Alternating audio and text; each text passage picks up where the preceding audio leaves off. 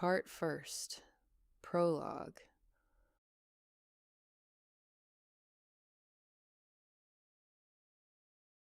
Chapter 4th. The Knife. If you type my name into LinkedIn, everything looks like I made it.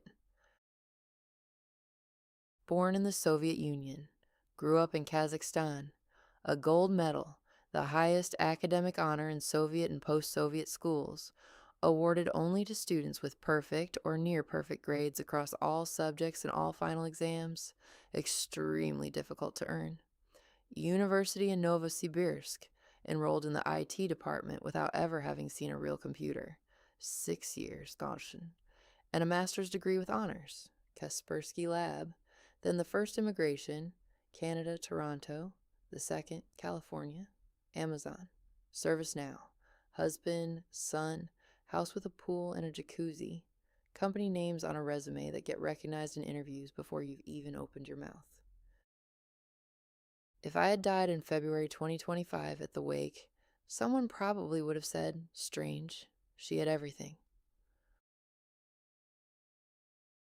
On the outside, a product manager with a flawless track record. On the inside, autopilot. An autopilot that learned to smile in Slack and write "great job, team" 12 seconds after leaving the bathroom where it sat on the floor and rocked. I suppressed everything feminine in myself and became a machine, logical, productive, indispensable. A human supercomputer. 18 years of career without a single long vacation, because vacation is when you have nothing to distract you, and when there is nothing to distract you, what you've been running from starts inside. February 2025, a small empty apartment, a cell as I called it. Yesterday I released a big project at ServiceNow, got messages from the team, wrote something cheerful in Slack, put an emoji, closed the laptop. Today I am sitting in an empty apartment with a knife in my hand. I understand those who yesterday spoke to an audience of 10,000, and today suicide. Between these 2 points, nothing, just a switch. On the outside, one thing. On the inside, something else entirely, for a long time. Strange to end up here with a resume like that.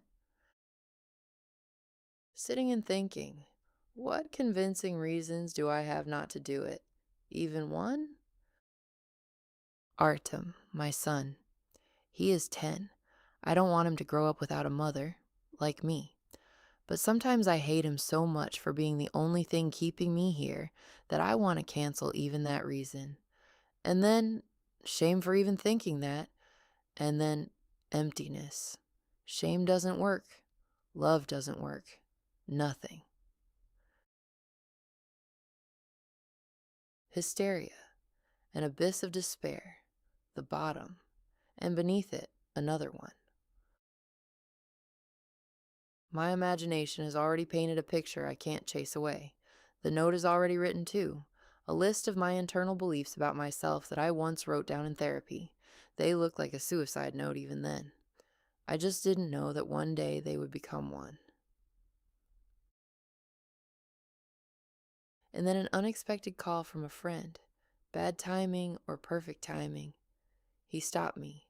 The brain switched on, came to my senses, you could say. I remember everything I know about how to help myself. I put down the knife.